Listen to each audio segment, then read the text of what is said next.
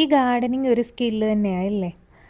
എനിക്കതിന് ലേശം കുറവാണെന്ന് എനിക്ക് എപ്പോഴും തോന്നിയിട്ടുണ്ട്. കാരണം ഞാൻ എന്ത് കാര്യം ചെയ്താലും അത് മണി പ്ലാന്റ്സ് ഒഴികെ ബാക്കിയെല്ലാം എന്തെങ്കിലും ഒരു കുഴപ്പം വരാറുണ്ട്.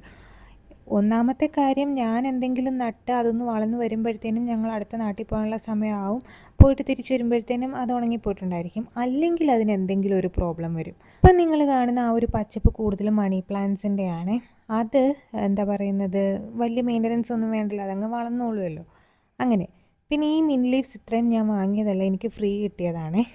ഞങ്ങൾ പാല് മേടിക്കുന്ന ഒരു ബ്രാൻഡ് 6 കൊല്ലമായിട്ട് സ്ഥിരമായിട്ട് അവരുടെ പാലാണ് യൂസ് ചെയ്യുന്നത്. അപ്പം അവർ ചില സമയങ്ങളിൽ ഞാൻ അധികം ഉപയോഗിക്കാത്ത കാര്യങ്ങൾ, അതായത് ഞാൻ അധികം ആ ഒരു അവരുടെ ബ്രാൻഡിൽ നിന്ന് വാങ്ങാത്ത കാര്യങ്ങൾ ഇതുപോലെ ഫ്രീ തന്നിട്ട് പോകും. കുറേ പച്ചക്കറികളും കാര്യങ്ങളൊക്കെ ഉണ്ട്. അപ്പം ഞാൻ അതിൽ നിന്ന് ഏറ്റവും കുറവ് ഏതാണോ വാങ്ങുന്നത് അതിങ്ങനെ ചിലപ്പം രാവിലെ പാലിൻ്റെ കൂട്ടത്തിൽ വെച്ചിട്ട് പോവും ഫ്രീ ആയിട്ട്.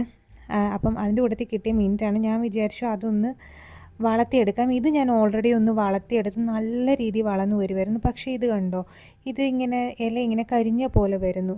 അപ്പം ഞാനതിനെപ്പറ്റി നോക്കിയപ്പോഴത്തേക്കിനും ഇതിൻ്റെ ഇലകൾക്ക് ആഫ്റ്റർനൂൺ സൺലൈറ്റ് കൂടുതൽ അടിച്ചിട്ടാണെന്ന് ചിലടത്ത് പറയുന്നു, ചിലടത്ത് പറയുന്നു ഇതൊരു ഫംഗസ് ആണെന്ന്. എന്താണെന്ന് അറിയത്തില്ല. ആർക്കെങ്കിലും അറിയാമെങ്കിൽ ഒന്ന് കമൻറ്റ് ചെയ്യണേ. ഞാൻ വിചാരിച്ചു ഒരു സെറ്റ് മിൻറ്റും കൂടെ ഒന്ന് കിളിപ്പിക്കാം. അതിന് വേണ്ടിയിട്ട് ഞാൻ വെള്ളത്തിലിട്ട് വെച്ചിരിക്കുകയാണ്. അപ്പം അങ്ങനെയാണ് ചെടികളുടെയൊക്കെ ഒരവസ്ഥ.